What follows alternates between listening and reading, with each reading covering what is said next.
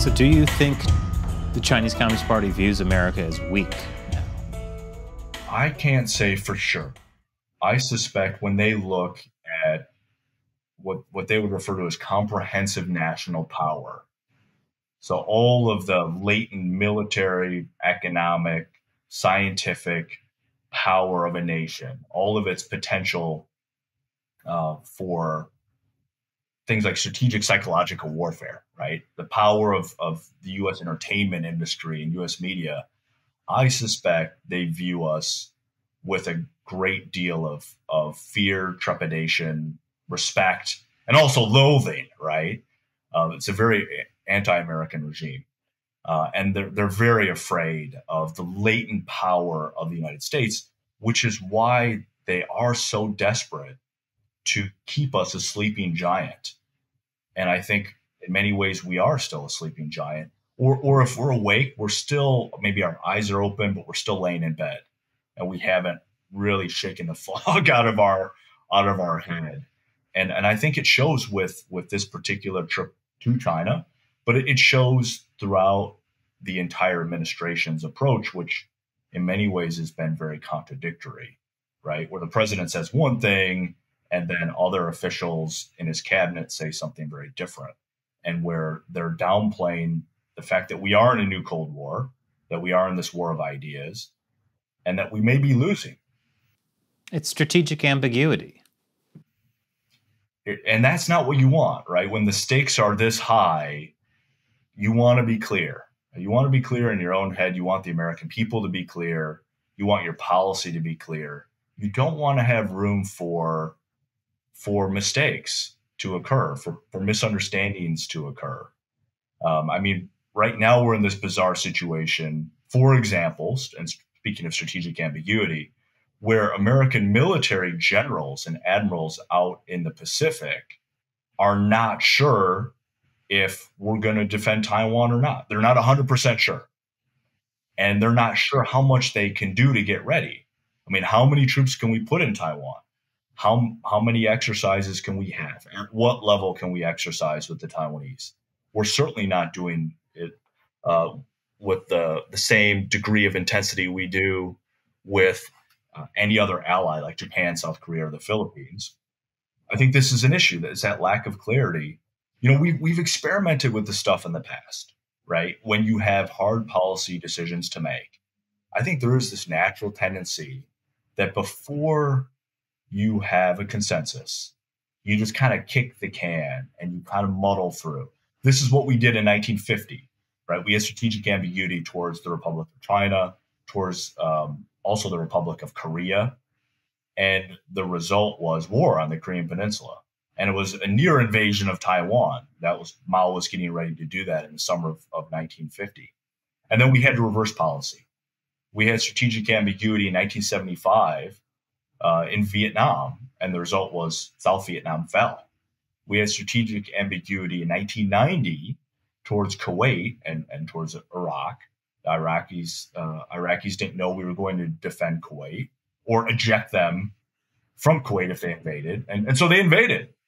And so this is a policy that maybe it sounds good, strategic ambiguity. It sounds smart, to kind of keep your options open. But if you look at the historical track record, it's not worked very well. And if you talk to American military planners and strategists and general officers out in the Pacific today, it's really putting us in a very dangerous position. And it's putting Taiwan in a dangerous position as well. So do you think this trip has made a Taiwan invasion more or less likely? I don't know that any one engagement is likely to tilt the scales. And to be fair, we don't know what was said behind closed doors. I mean, some very hard things may have been said, and we just don't know about it.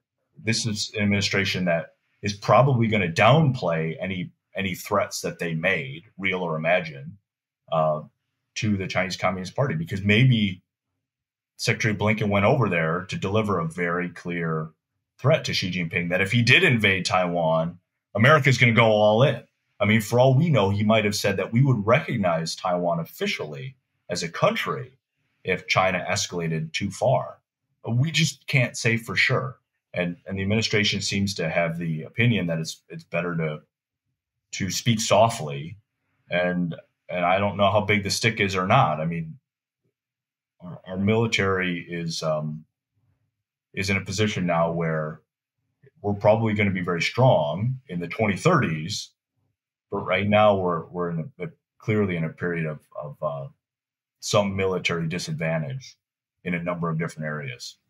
Well, you mentioned that no one particular meeting or whatever is going to necessarily tilt the scales on whether or not the PRC is going to invade Taiwan. But if the U.S. were to tomorrow end its strategic ambiguity and say, look, it is our official policy that we will defend Taiwan if there's an invasion, and it is our official policy to reciprocate incursions by the PLA with something else. It is our official policy to now station troops in Taiwan. If we were to take those bold actions, ones that would ultimately be required to stop an invasion,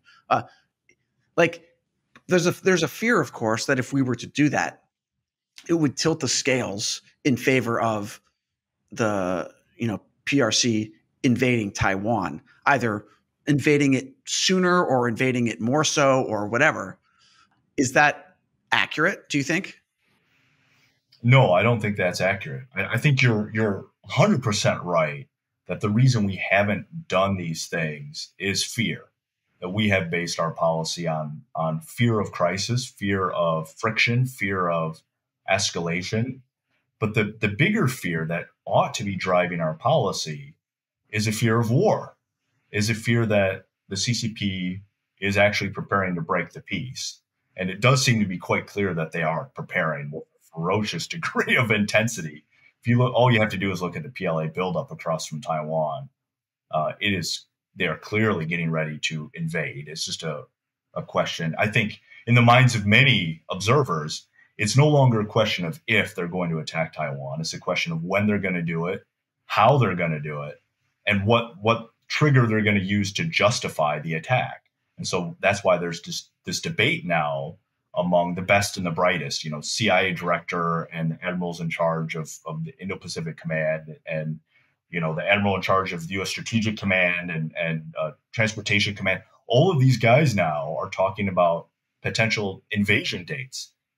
That ought to drive reforms to our policy that I think requires us as a nation to be willing to take more risk and be willing to accept a potential crisis in order to avert the big war. And I think we're on the path right now where we risk, by making these short-term compromises to try to keep things stable or more stable, we actually risk putting ourselves in a position where we're weaker over time and we're not ready to defend Taiwan, and we're not doing everything required to help the Taiwanese get ready to defend themselves. And that weakness makes Taiwan more vulnerable, and it makes them a more inviting target. Right, but if the PRC, you say, is going to be looking for a trigger to justify their invasion, then shouldn't the U.S. just try to avoid triggering China? But the problem with that approach is they can come up with any trigger they want. They could invent one. I mean, they could fire a missile at themselves and say the Taiwanese fired it at them.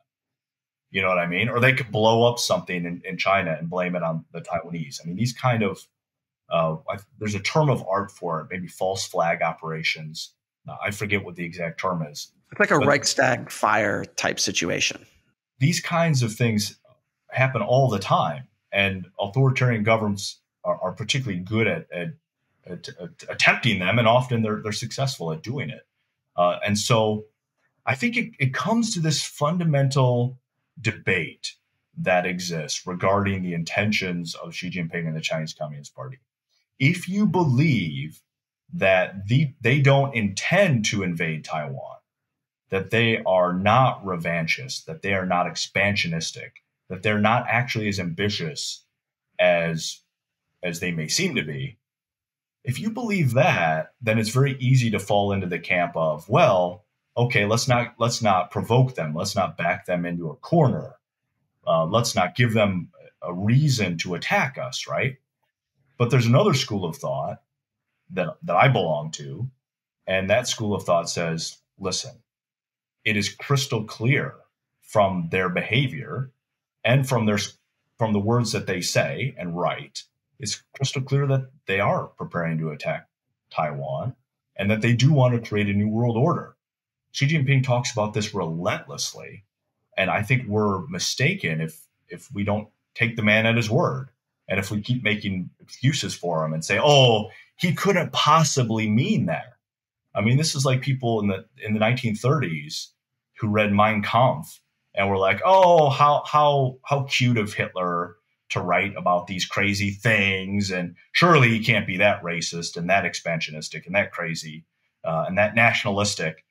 And we, our history books are replete with stories that tell us all about the devastating result of that strategic mistake that we and many of our allies ended up making. And I think this is a chronic problem we have, is that we constantly downplay the threat. We constantly underestimate the Chinese Communist Party. And in many ways, we stay asleep. And they're on the move, and they're doing things that are very dangerous. And I think we make the problem worse and more dangerous for ourselves by not responding accordingly.